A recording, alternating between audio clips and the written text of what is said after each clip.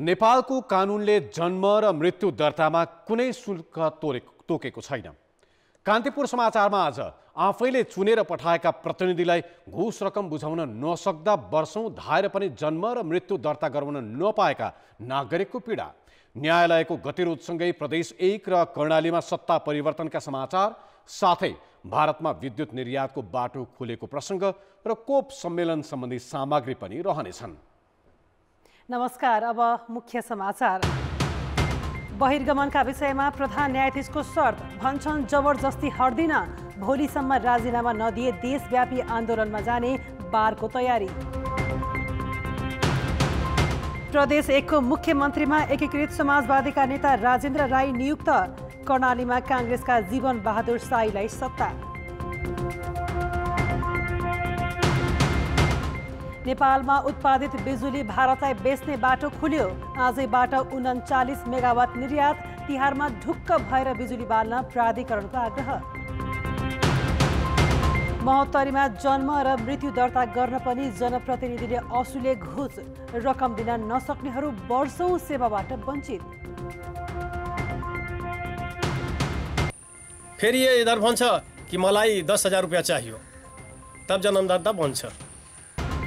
कुमलटारलाई हराउँदै भेटरान्स फुटबल प्रतियोगिताको उपाधि झापाले जित्यो, श्याम कुमार गोले उत्कृष्ट खेलाडी घोषित।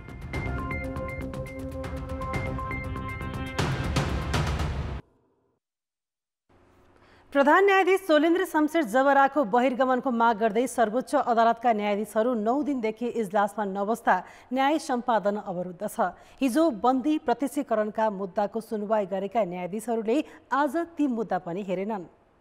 प्रधान न्यायाधीशले आज आफू बाहेका 6 वटा इजलास गठन गरेर 10 वटा बन्दीका रिट सुनवाई गर्न पेशी तोकेका थिए।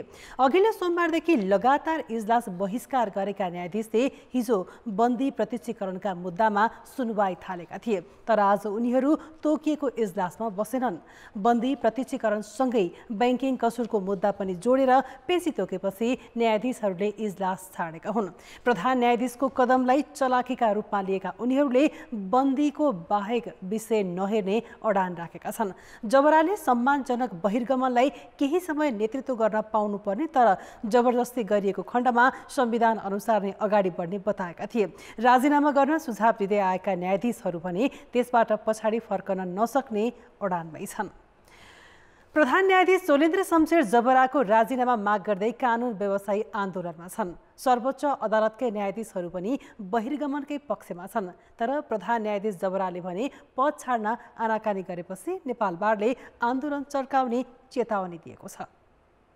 प्रधान न्यायाधीश जबराको राजीनामा माग गर्दै कानुन व्यवसायीले सर्वोच्च अदालत परिसरमै धरना दिँदै आएका छन्, तर प्रधान न्यायाधीश जबराले आन्दोलनका माग सम्बोधन गर्न चासो दिएको देखिन्न। बरु संवैधानिक प्रक्रियालाई विकल्प देखाएपछि कानुन व्यवसायी थप आक्रोशित भएका छन्। राजीनामा नै सम्मानजनक बहिर्गमन भएको उनीहरूको ठहर छ। हामीले जानेको बहिर्गमन भनेको त भन्दा उहाँले यो परिस्थितिलाई बुझेर न्यायप्रतिको संवेदनशीलतालाई ग्रहण गरेर न्यायको शुद्धता कसरी कायम गर्न सकिन्छ, यो संस्थालाई कसरी बचाउँछ, यो संस्थाको गरिमालाई राख्नको लागि उहाँले स्वेच्छाले पदत्याग गर्नुभयो भने त्यही नै हो सम्मानजनक बहिर्गमन। मुलुकमा न्यायालय जुन अवस्थामा पुगेको छ, यो अवस्थामा पुर्याउनुको लागि प्रधान न्यायाधीशको जुन भूमिका छ, उहाँलाई एकछिन पनि प्रधान न्यायाधीशको पदमा राख्न हुने स्थिति छैन। कानुन व्यवसायीले अदालतभित्र व्यथिति बढेको र नेतृत्वमाथि विश्वास टुटिसकेकाले राजीनामा नदिए संसदले हस्तक्षेप गर्नुपर्ने माग समेत गरेका छन्। म उहाँसँग अनुरोध होइन, उहाँलाई चाहिँ चेतावनी दिन्छु कि उहाँले तुरुन्त राजीनामा गर्नुपर्छ। तुरुन्त राजीनामा गर्नुभयो भने मात्र उहाँको अहिले पनि केही बचे खुचेका चाहिँ मान सम्मानहरू रहलान्। सम्माननीय ज्यूप्रतिको विश्वास टुटिसकेको छ। विश्वास टुट्दाको क्षणमा तत्क्षणमा नै राजीनामा दिनुपर्ने हुन्छ, किन भन्दा यो उच्च नैतिक चरित्र भएर बस्ने हो, जनताको चाहिँ मन जितेर बस्ने यो विश्वासको पद हो। कुनै एउटा चाहिँ यो रोजगारीको हक अन्तर्गत पाएको पद होइन, म त कानुन बमोजिम आएको कानुन बमोजिम जान्छु भन्ने पद होइन यो। प्रधान न्यायाधीशसँग न्यायाधीशहरूले गरिरहेको छलफल पनि सम्झौतातर्फ उन्मुख हुन नसकेको बारको ठम्माइ छ। प्रधान न्यायाधीशसँग छलफलको लागि जुन चाहिँ समिति गठन गरेको छ, त्यो समितिले बारलाई पनि कन्फिडेन्समा लिएर भएन र त्यहाँबाट आएको निष्कर्ष हाम्रो बटम लाइनभन्दा फरक आयो भने त्यसमा हाम्रो स्वीकार्यता हुँदैन। कानुन व्यवसायहरू सर्वोच्च परिसरमै आन्दोलित हुँदै आवश्यक परे प्रधान न्यायाधीशलाई अदालत प्रवेशमा रोक लगाउने तयारीमा छन्। तर प्रधान न्यायाधीश जबरा भने आफ्नो अडानमा यथावत छन्। यसले अदालतभित्रको गतिरोधले कहिले निकास पाउँछ अन्यल कायमै छ। कान्तिपुर समाचारका लागि क्यामेरामा सञ्जय लुइटेलका साथ दीपक आचार्य, काठमाडौँ। संवेदनशील परिस्थितिमा राज्यका तीनवटै अङ्गहरू निष्प्रभावी मात्र बनेका छैनन्। शक्ति पृथकीकरण र सन्तुलनको सर्वमान्य सिद्धान्तमै गम्भीर आघात पुगेको छ। सर्वोच्च न्यायालयको विवाद उत्कर्षमा पुग्दा न्याय सम्पादन प्रभावित छ भने जनप्रतिनिधिको थलो व्यवस्थापिका पनि ठप्प छ। जनजीविकाका विषय सम्बोधन गर्ने कार्यपालिका त झनै मूकदर्शक बनिरहेको छ। न्यायिक नेतृत्वबारे प्रश्न उठेपछि सर्वोच्च अदालतमा न्याय सम्पादनको काम ठप्प भएको हप्ता दिनभन्दा बढी भइसक्यो। इतिहासमै पहिलो पटक न्यायाधीशहरू प्रधान न्यायाधीश विरुद्ध खडा भएका छन्। सिङ्गो न्याय क्षेत्र आन्दोलनमा छ। सर्वोच्च नै बन्द खुदा न्यायपालिकाको गरिमामाथि प्रश्न उठेको छ। व्यवस्थापिकाको हालत पनि उस्तै छ। 2 पटक विघटनपछि बिउतिएको संसदले झण्डै 1 वर्षको अवधिमा सरकार निर्माण र बजेट पारित बाहेक जनसरोकारका एउटा पनि कानुन बनाउन सकेको छैन। न्यायालयमा देखिएको विवादलाई कानुनी तवरले समाधान गर्ने एकमात्र थलो भए पनि संसदले आफ्नो अधिकार प्रयोग गरेको छैन। दलहरूले संसदलाई केवल आफ्नो स्वार्थ सिद्ध गर्ने निकायको रूपमा प्रयोग गरेर बन्धक बनाइरहेका छन्। यो चाहिँ व्यवस्था र त्यसको आशय एउटा खालको छ, राजनीतिक दलहरूको कार्यशैली अर्को खालको छ। त्यसैले यसको तालमेल भएन। त्यसैले सबै कुरा संसदमा लिएर जानुपर्छ, संसदले पास गर्नुपर्छ। समग्र शासन प्रणालीलाई चलायमान बनाउने कार्यपालिकाको हविगत समेत न्यायपालिका र व्यवस्थापिका भन्दा फरक छैन। सरकारले महत्त्वपूर्ण घडीमा संसद अधिवेशन अन्त्य गरेको छ भने न्यायपालिका विवाद उत्कर्षमा पुग्दा संवैधानिक परिषदको नेतृत्व गर्ने प्रधानमन्त्रीले कुनै पहल कदमी लिएका छैनन्। अस्तव्यस्त कर्मचारी तन्त्रदेखि दैनिक उपभोग्य वस्तुको भाउ आकाशिँदा समेत सरकारले आफ्नो भूमिका सिद्ध गर्न सकेको छैन। बरु दलहरू आफ्नै स्वार्थमा रुमलिएका छन्। यो सरकारभित्रकै समस्या हो। कोही बाहिरबाट चाहिँ फेरि यसमा सहयोग पुग्ने भन्नुपर्ने कुरो चाहिँ होइन।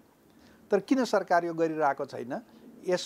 यसले गर्दाखेरि सरकार चाहिँ ज्यादा नै अक्षम देखिएको छ। अहिले संघीयता कार्यान्वयन 3 तहको चुनाव लगायत संवेदनशील विशेष सामुन्नेमा छन्। तर राज्यका तीनवटै अङ्गहरू निष्प्रभावी हुँदा शक्ति पृथकीकरण र सन्तुलनमै असर परेको छ। सबभन्दा पहिला त नेतृत्वमा बस्नेहरूले जिम्मेवार हुन नसक्दाको परिणाम यो हो भन्ने मलाई लाग्छ। 1 दोस्रो, हामीले संविधान निर्माण गर्दाखेरि जे कुरा गर्नुपर्छ भनेका थियौँ, जस्तो न्यायपालिकामा संवैधानिक अङ्गमा पुनर्नियुक्ति गर्नुपर्छ भनेका थियौँ, संघीयतामा लैजानुपर्छ भनेका थियौँ, त्यसो गर्न नसक्नुको परिणाम 2। तेस्रो कुरा भनेको संविधानले परिकल्पना गरेको आर्थिक सामाजिक रूपान्तरणको कार्ययोजनाका निम्ति कार्यपालिका र व्यवस्थापिका जिम्मेवार र गम्भीर हुन नसक्नुको परिणाम यो हो।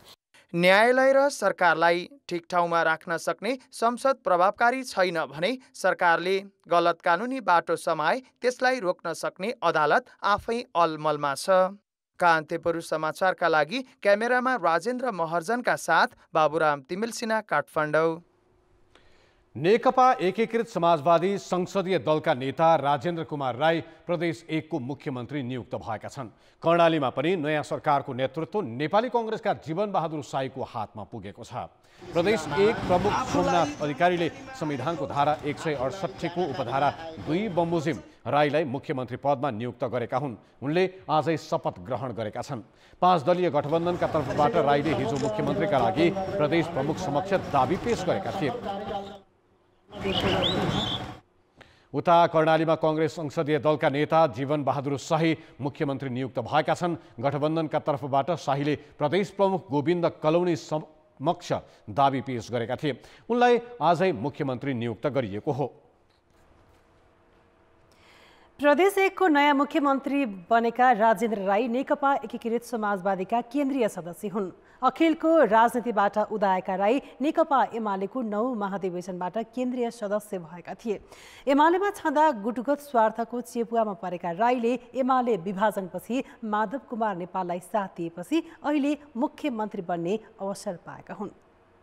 विद्यार्थी संगठन अनेरा सोबीबाट मूलधारको राजनीतिमा उदाएका राजेन्द्र कुमार राई नेकपा एमालेको तर्फबाट भोजपुर क्षेत्र नम्बर कबाट प्रदेशसभामा निर्वाचित भएका हुन्। 9औं महाधिवेशनबाट केन्द्रीय सदस्यमा निर्वाचित भएका थिए, तर पार्टीमा उनी संस्थापनको चेपुवामा थिए। एमाले फुटेपछि उनी नेकपा एकीकृत समाजवादीको केन्द्रीय सदस्य बने। अहिले नेपाली कांग्रेस, नेकपा माओवादी केन्द्र सहितको 5 दलीय गठबन्धनको तर्फबाट प्रदेश 1 को मुख्यमन्त्री बनेका छन्। रिक्त पदहरूको चाहिँ यो नियुक्तिहरूको सन्दर्भमा कानुन बमोजिम नभएकाहरू त्यो स्वत छिटो छरितो ढङ्गले नै खारेज भइहाल्छ। अरू गलत नियतले गरिएका चाहिँ नियुक्तिहरूलाई हामी प्रक्रिया पुऱ्याएर केही समय लिएर पनि त्यसलाई चाहिँ खारेज गरेर सही मान्छेहरू, उपयुक्त मान्छेहरू हामी नियुक्त गर्छौँ। भोजपुरमा जन्मेका 50 वर्षीय राई 2056 देखि 2061 सालसम्म 2 कार्यकाल अनेरा सोबीको अध्यक्ष बनेका थिए। उनले राजनीति शास्त्रमा स्नातकोत्तर गरेका छन्। पञ्चायती शासन विरुद्ध लागेका कारण 7 महिना केन्द्रीय कारागारमा बस्नु पर्यो भने दोस्रो जनआन्दोलनमा सडकमा सशक्त भूमिकामा थिए। एमालेमा रहेका बेला राईले प्रदेशसभाको पहिलो कार्यकालमै मुख्यमन्त्री हुने सायदै सोचेका थिए, तर जब एमाले विभाजित भएर नेकपा एकीकृत समाजवादी बन्यो तब उनले आफूलाई मुख्यमन्त्रीको दावेदारको रूपमा मात्र उभ्याएनन्, भएरै छाडे। एमाले विभाजनकै कारण मुख्यमन्त्री बन्ने अवसर पाएका राई सामु अब प्रदेशको नामाकरण गर्नेदेखि गठबन्धनमा आबद्ध दललाई मिलाएर सरकार सञ्चालन गर्ने चुनौती छ। अब जनताको आवाज हामीले 7 प्रदेशमा सोधेका छौं। राजनीतिक नेतृत्वमा नयाँ अनुहारको सहभागिता बढ्दै गएको छ। उनीहरूबाट के अपेक्षा गर्नु भएको छ? जनताको आवाज। बर्खाको भेल जसरी भन्दा पनि अलिकति क्यापेबल मान्छे आउँदाखेरि चाहिँ देशलाई नै फाइदा हुने हुन्छ। देश विकास हुनलाई युवा नेतृत्वको भूमिका महत्त्वपूर्ण छ। नयाँ चेहरामा पढे लेखेको विद्वानहरू पनि छ। देशमा चाहिँ बेरोजगारी समस्याहरू, जति पनि गरिबी निवारणका समस्याहरू, यस्ता समस्याहरू देखिरहेका छन्। यी समस्याहरूलाई चाहिँ निवारण गर्न सक्छ जस्तो लाग्छ। देशमा केही गर्छन् कि भन्ने आशा त लिएका छौँ। गुडगत राजनीतिबाट मुक्त गरोला। के विकास त गर्छ भन्ने हामीले लागिरहेछ। सानो जनताको पनि आफ्नो अपेक्षा जे हुन्छ त्यो बुझ्दिन सक्नु पर्यो। सामाजिक रूपमा भएका विभेदहरू, असमानताहरू, अन्यायहरू जति पनि छन् यसका विरुद्धमा आवाजहरू सशक्त ढङ्गले उठाउने। नयाँ चेहराहरू जुन जोस जागरका साथ अहिले आएको छ त्यसलाई हामी धेरै सकारात्मक रूपमा लिएको छौँ। पछाडि परेको वर्गहरूलाई उहाँहरूले समानुपातिक रूपमा, समावेशी रूपमा अगाडि कहीँ कतै उपेक्षा नगरिकन अगाडि बढाउनुहुन्छ। नातावाद, कृपवादको यसलाई अन्त्य गरेर सुशासन कायम गर्न सकिन्छ भन्ने आशा लिएको छु। विकसित रूपको अवधारणा लिएर अगाडि बढ्लान् भन्ने अपेक्षा गर्न चाहन्छु। नेतृत्वलाई कसरी संस्थाको हित हुन्छ त्यसरी लैजानमा अग्रसर हुन पनि म अनुरोध गर्छु। देशको चिन्तामा राजनीतिक क्षेत्रमा प्रवेश गर्यो भने उसले 50 वर्ष त्यो देशलाई केही दिन सक्छ। जुन भइरहेछ त्यो भन्दा फरक दृष्टिकोणले काम गर्नुहुन्छ। सकारात्मक कुरा थप्न सकिन्छ कि भनेर नै होला सबैजनामा चासो जागेको। भ्रष्टाचारविहीन समाजको अपेक्षा गरेको छ। मात्र नयाँ फेस परिवर्तन भएर हुँदैन, उहाँहरूको स्कुलिङको परिवर्तनको आवश्यकता छ।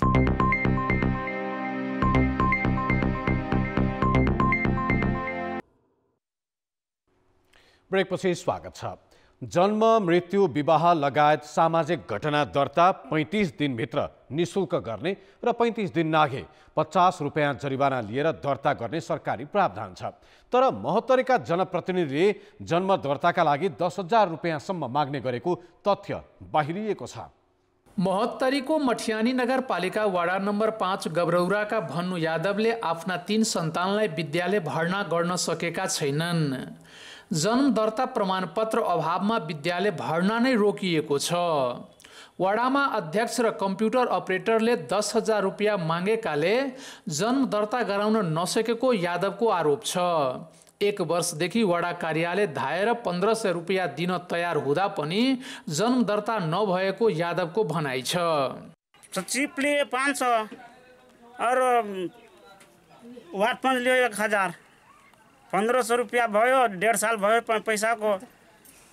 आज बनाउँछ भोलि बनाउँछ त्यति गरेर भन्दैन। भन्नु यादव त उदाहरण मात्रै हुन्। रकम नबुझाउँदा वडा कार्यालयमा जन्म र मृत्यु दर्ता नै हुँदैन।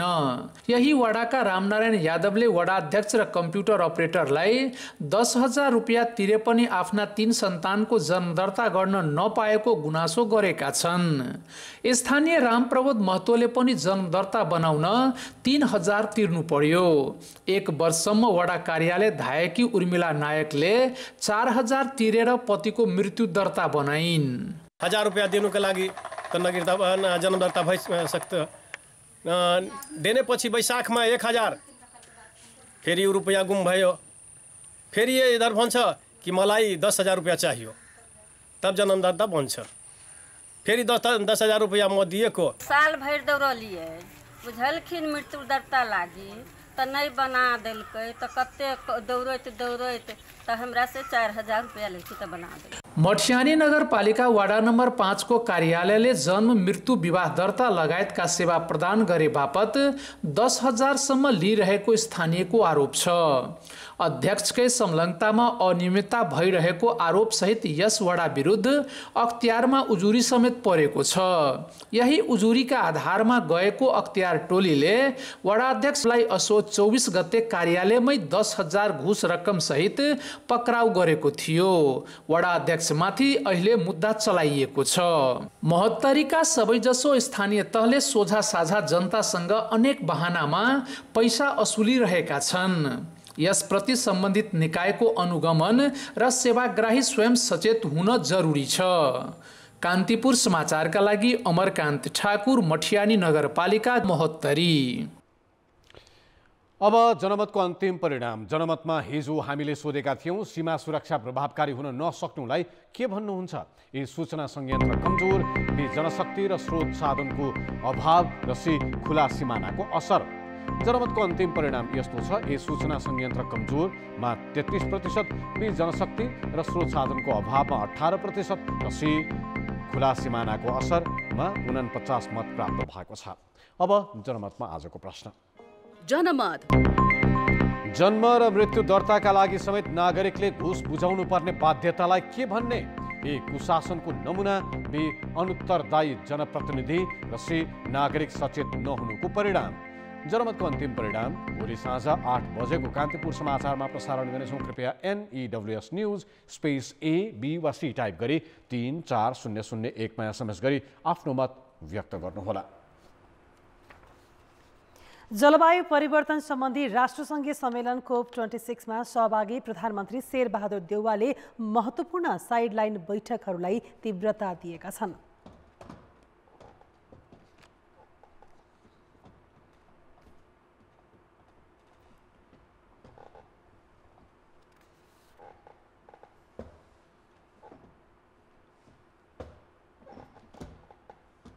देउवाले आजै भारतीय प्रधानमन्त्री नरेन्द्र मोदीसँग विशेष भेट गरेका छन्। भेटमा नेपाल भारत सम्बन्ध थप सुदृढ बनाउनका साथै जलवायु परिवर्तनले पारेका असर साझा रूपमा न्यूनीकरण गर्ने बारे सहमति भएको छ।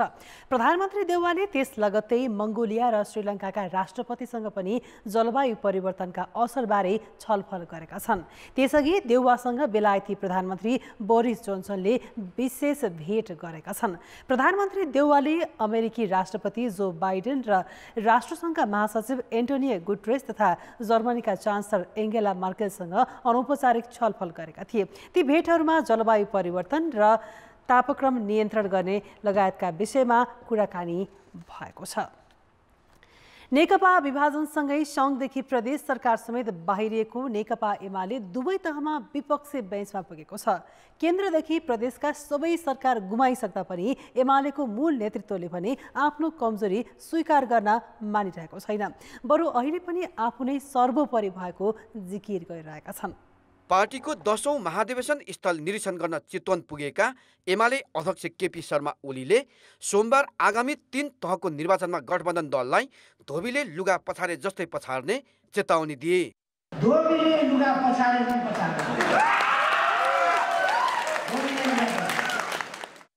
ओलीले सबै दललाई देखाइदिने चेतावनी दिइरहँदा सोमबार नै एमाले एकमात्र बाँकी प्रदेश 1 सरकारको नेतृत्व पनि गुमाएको थियो। नेकपा भङ्ग र पार्टी विभाजनपछि एमाले केन्द्रदेखि साथै प्रदेश सरकारबाट बाहिरिसकेको छ। एमाले विरुद्ध सत्ता गठबन्धनका 5वटै दल एकजुट छन्, तर शानदार बहुमत गुमाएर सत्ता राजनीतिको किनारामा पुग्दा पनि एमाले नेतृत्व खास गरी अध्यक्ष ओलीले आफ्नो कमजोरी कतै स्वीकारेको देखिन्न। हिजो जुन गरे त्यसलाई चाहिँ उनले आफैले डिफेन्ड गरिरहेछन् हैन, अहिले डिफेन्ड गरिरहेछन्, पार्टीले डिफेन्ड गरिरहेछ, तर त्यसलाई काट्न सक्ने अरूको क्षमता छैन नि त उनले गरेकोलाई हैन। त्यो क्षमता भएन भने त उनी प्रिभेल हुने भए। 3.5 वर्ष सरकारमा रहँदा ओलीले 2 पटक प्रतिनिधि सभा विघटन गरे। बहुमत हुँदाहुँदै सरकारबाट बाहिरिनु पर्यो। 4वटा प्रदेश सरकार गुमाइसके। आफ्नै नेतृत्वकालमा पार्टी विभाजन भयो। एमालेको पूर्व सहकर्मी ओलीले आफ्नो कमजोरी पटक्कै स्वीकार नगर्ने प्रवृत्तिले यो स्थिति आएको बताउँछन्। कहिलेकाहीँ अडानले राम्रो काम पनि गर्छ होला, तर गलत कुरामा पनि बेठिक कुरामा पनि भोलि त्यो विनाश निम्ति नै निश्चित छ भन्ने कुरामा पनि अनावश्यक अडान राख्ने, दम्भ देखाउने, अहङ्कार देखाउने जुन खालको प्रवृत्ति छ त्यो प्रवृत्तिको परिणाम स्वयं उहाँले र उहाँको पार्टीले अहिले बेहोरिरहेको छ। सत्तामा सबैतिरबाट एक्लै भए पनि एमाले अध्यक्ष ओलीले त्यसको ठोस समीक्षा गरेको देखिन्न। बरु उनी आफूले सरकार र पार्टीमा रहेर गरेको कामलाई सही देखाउन लागि परेका छन्। एमाले पङ्क्तिले पनि नेतृत्वको कमजोरी प्रति औँला उठाएको छैन। फेरि पार्टीमा सर्वेसर्वा बन्न ओलीको काँधमा रहेकाले पनि एमालेको आगामी राजनीतिक यात्रा त्यति सहज देखिन्न। कान्तिपुर समाचारका लागि सुर्खेत सहकर्मी पूर्णबहादुर खड्का र क्यामेरामा विकास जोशीका साथ दशरथ राई, काठमाडौँ।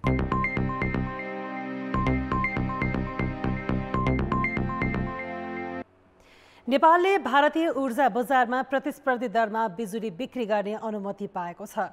भारतको विद्युत मन्त्रालयले सहमति दिएपछि नेपाल विद्युत प्राधिकरणलाई भारतमा बिजुली बेच्ने बाटो खुलेको हो। अब भारतीय ऊर्जा एक्सचेन्ज मार्केटमा नेपालले प्रतिस्पर्धी मूल्यमा विद्युत बिक्री गर्न पाउनेछ। पहिलो चरणमा प्राधिकरणको स्वामित्वमा नुवाकोटको 24 मेगावाटको त्रिशुली र 15 मेगावाटको देवीघाट विद्युत गृहबाट उत्पादित 39 मेगावाट विद्युत भारत निर्यात भएको छ। आजदेखि भारतीय ऊर्जा एक्सचेन्जमा बिजुली बिक्री गर्न अनुमति दिइएको हो। कान्तिपुर समाचारसँग कुरा गर्दै ऊर्जा मन्त्री पम्फा भुषालले यो अनुमति नेपालका लागि कोशी ढुङ्गा हुने बताए। ढोका खुलेको हो। हाम्रो अहिले त 39 मेगावाट अब आज राति 12 बजेबाट सप्लाई हुनेछ, तर हामीसित अझ अरू बिजुली छ। हामीले प्रस्तावित गरेका तामाकोशी बटेकोशी लगायतका थप विद्युत आयोजनाबाट हामी थप बिजुली गर्न सक्छौँ, निर्यात गर्न सक्छौँ। त्यो पनि छिटै अघि बढ्छ भन्ने कुरा मलाई आशा छ। प्राधिकरणले आज राति 12 बजेबाट ढल्केपर मुजफ्फर 400 केबी अन्तर्देशीय प्रसारण लाइन मार्फत विद्युत निर्यात सुरु गर्नेछ। हाल यो लाइनबाट विद्युत आयात मात्र भइरहेको छ। नेपाल विद्युत प्राधिकरणको तिहारमा चाहे जति बिजुली उपलब्ध गराउने प्रतिबद्धता छ। खास गरी लक्ष्मी पूजाको दिनमा ढुक्कले झिलिमिली बत्ती बाल्न प्राधिकरणले आग्रह गरेको छ। केही वर्ष अघिसम्म तिहारका बेला सबैभन्दा बढी बिजुलीको माग हुन्थ्यो। झिलिमिली बत्तीको पर्व तिहारमा हुने बिजुली अभाव प्राधिकरणका लागि सधैँको टाउको दुखाइको विषय हो। तर अहिले मागभन्दा धेरै बिजुली उत्पादन भएकाले कसरी खपत बढाउने भन्ने चिन्ता प्राधिकरणलाई छ। यसैले तिहारका बेलामा चाहे जति बिजुली बाल्न उपभोक्तालाई उसले आग्रह गरेको छ। आज आयोजित पत्रकार सम्मेलनमा प्राधिकरणका कार्यकारी निर्देशक कुलमान घिसिङले गुणस्तरीय बिजुली उपलब्ध गराउने बाचा गरेका छन्। लोड सेडिङ गर्नुपर्ने अथवा बत्ती काट्नुपर्ने कुनै अवस्थै आउँदैन हामी सप्लाईको कारणले। हामी ढुक्क साथ जति पनि हाम्रो तिहार मनाउँदाखेरि जति पनि लाइटिङ सिस्टम राख्नुपर्ने, जति पनि इक्विपमेन्ट चलाउँदा पनि हामीलाई कुनै असर पर्दैन।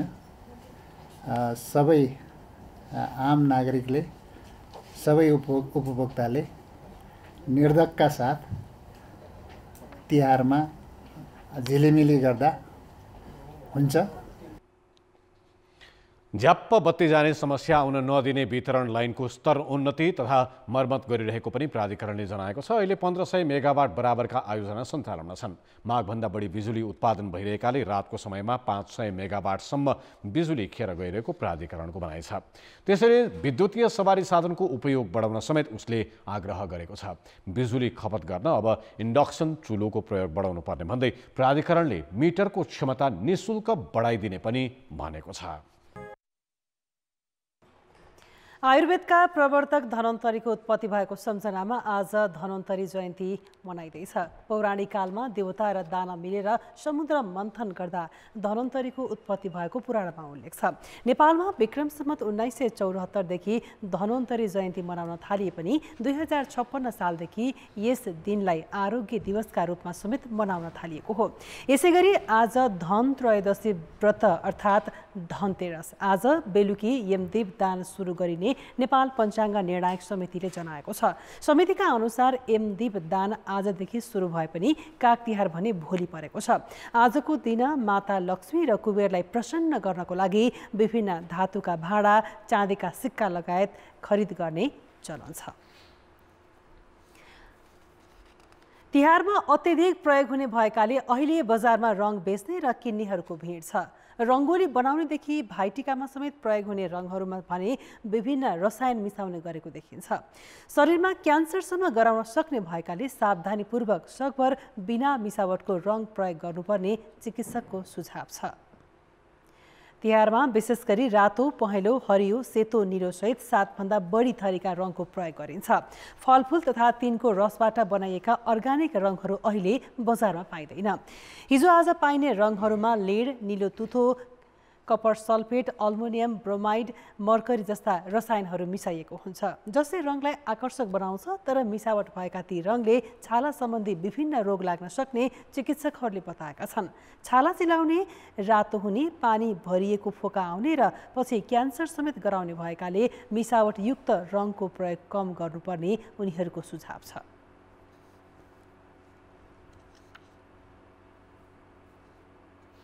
मर्करी, कपर, लेडहरू, जिङ्कहरू कहिलेकाहीँ मिक्सिया हुन्छ। त्यसको कारणले चाहिँ लामो समय युज गर्दाखेरि, लामो समय यो प्रयोग गर्दाखेरि त्यसले नकारात्मक असरहरू देखाउँछ। तुरन्त तत्काल देखिने असर भनेको एलर्जी हो। लगाएको ठाउँमा कुनै ठाउँमा कन्ट्याक्ट आएपछि जहाँ सम्पर्क आउँछ रङ त्यहाँ चाहिँ चिलाउने हुन्छ, कहिलेकाहीँ कालो त्यो पर्मानेन्ट दाग बस्न सक्छ भने लङ टर्ममा लामो समयसम्म त्यही रङहरू प्रयोग गर्दाखेरि त्यसले हाम्रो एक त फोक्सोमा असर गर्न सक्छ, अर्को विभिन्न अङ्गहरू किडनीमा गर्न सक्छ असर, र अर्को क्यान्सर गर्न सक्छ। विशेष गरी भाइटिकामा यस्ता रङहरूको प्रयोगले निधारमा असर गर्ने भएकाले टिका लगाउन अघि सनस्क्रिन र मोइस्चराइजर लगाउँदा कम असर गर्न सक्छ। खेलकुद समाचार। नमस्कार, कान्तिपुर खेलकुद समाचारमा स्वागत छ। सन् 2024 सम्म नेपाली राष्ट्रिय फुटबल टिमको मुख्य प्रशिक्षक सम्हाल्ने गरेर अब्दुल्ला अल्मुताइरले अखिल नेपाल फुटबल सङ्घ एन्फासँग सम्झौता गरेका छन्। सम्झौतापछि पत्रकार सम्मेलनमा अब्दुल्लाले 2022 को योजना पनि सार्वजनिक गरे। पहिलो प्राथमिकता नेपाललाई एसियन कप छनौटमा तेस्रो चरणको तेस्रो स्थानमा पुर्याउने लक्ष्य राखेको बताए। नयाँ सम्झौतासँगै अब्दुल्लाले फुटबलमा 3 चरणमा काम गर्ने योजना रहेको बताए। त्यसमा एसियन कपको तयारी पहिलो प्राथमिकतामा रहेको छ। उनले फिफाको विन्डोमा बलियो टिमसँग मैत्रीपूर्ण खेल्ने र प्रशिक्षण क्याम्प राख्ने पनि बताएका छन्। This is the training camps for the next year. I will have 2, 4, 7 training camps. The first training camp will start in 14 January. For 19 days, we will play 2 matches. I will call only 26 to 28 players. 11 March, I will have 19 days, 2 matches, 26 to 28 players. 20 of April, I will have 21 days, 2 to 3 matches with clubs in Qatar or Bahrain or Oman, or clubs in Nepal, or I will national teams outside of FIFA Day. अब्दुल्लाले सन् 2026 को विश्वकप छनौट र 2027 मा हुने Asian cup छनौटलाई लक्षित गरेर योजना बनाएको बताए। उनलाई तलब भने कतार फुटबल सङ्घले दिनेछ, तर नेपालमा बस्दाको आन्तरिक खर्च भने एन्फाले दिनेछ। अहिले पनि आफू नेपाली फुटबलको विकासका लागि आएको र राष्ट्रिय टिमसँगै महिला U19 टिमलाई पनि बलियो बनाउने योजना रहेको बताए। not only the senior team, not only youth team, also the women teams, also the coaches, also the physiotherapy. Everyone will go outside of Nepal to take experience and back. Just let us work. Give us time. You will see everything by your eyes. You will see our physiotherapist will go to hospital to have workshop for 3 weeks.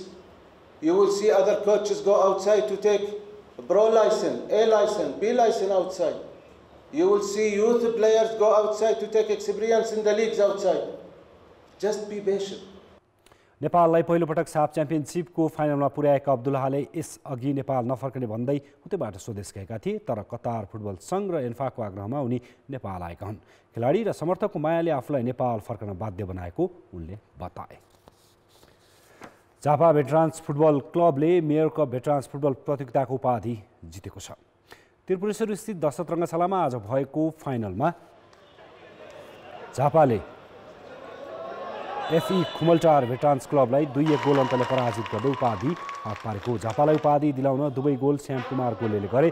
खेलको 27औं मिनेटमा खुमलटारका लागि कप्तान नरेन्द्र लामाले goal गर्दै अग्रता दिलाएका थिए, तर झापाका श्याम कुमार गोलेले 39औं मिनेटमा गोल गर्दै खेल बराबरीमा ल्याए। झापा पहिलो हाफमा 1 गोलले पछाडि रहेको थियो। 60 मिनेट खेलाएको खेलको इन्जुरी समयमा गोलेले पुनः गोल गरेपछि झापाले उपाधि जितेको। प्रतियोगिताको विजेता झापाले 5 लाख तथा उपविजेता खुमलटारले 2,50,000 रुपियाँ प्राप्त गर्यो। व्यक्तिगततर्फ झापाका गोले प्लेयर अफ दि टुर्नामेन्ट रूपक कुमार गुरुङ उत्कृष्ट गोलकिपर, भेषराज लिम्बू उत्कृष्ट मिडफिल्डर, नरेन्द्र लिम्बू उत्कृष्ट फरवार्ड तथा सन्तोष राई उत्कृष्ट प्रशिक्षक घोषित भए। खुमलटारका विनोद खड्की उत्कृष्ट डिफेन्डर घोषित भए भने जोमनु राईले गोल्डेन बुट अवार्ड प्राप्त गरे। अब मौसम सम्बन्धी जानकारी।